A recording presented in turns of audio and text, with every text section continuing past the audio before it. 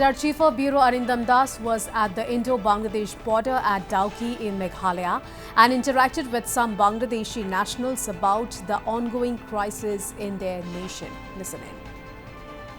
We are at Tamabel Integrated Checkpost at Dauki in West Jayanta Hills of Meghalaya, and we have with us a family from Sylhet district of Bangladesh who came to India before the turmoil broke out in Bangladesh.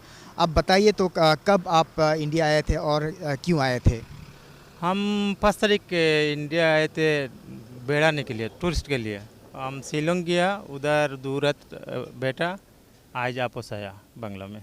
Government পার্টির কিছু খারাপ লোক আছে যারা নানাভাবে জনগণকে harassment করেছিল এবং আইনশৃঙ্খলা বাহিনীর সহায়তায় হোক কিংবা ওনারা নানান ধরনের কিছু জনগণকে বিক্ষুব্ধ করে তুলেছিল। তো ওরা গভর্নমেন্ট সরাতে ওরা ওই লোকগুলোকে খুঁজে মেরেছে।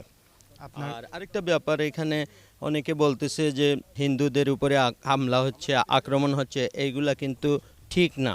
আমাদের পাড়ার লোকেরাও আছে যারা গভর্নমেন্ট পার্টি করে না, তারা কোনো হামলার শিকার হয় নাই।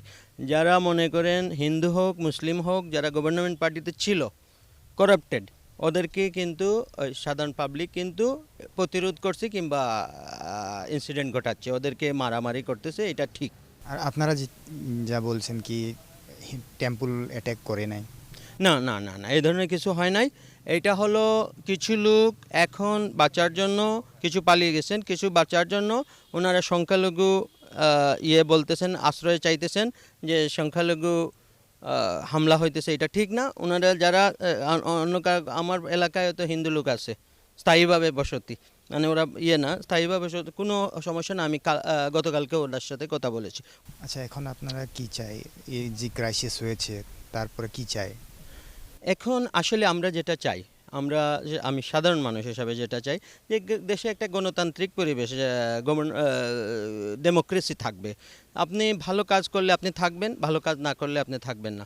কিন্তু এখনও হয়েছে কি যে দেখেন সবাই জোর করে ক্ষমতায় থাকা, এটা আসলে ঠিক না। এটা এফেক্ট হয় মারাত্মক, যার কারণে শেখ হাসিনার মতো প্রধানমন্ত্রী পালাইতে হয়েছে এবং ওনার মন্ত্রী যা আছে সবাই পালাইতে হয়েছে। বাংলাদেশের সিচুয়েশন আপনারা তো দেখতে পাচ্ছেন অনেকটাই।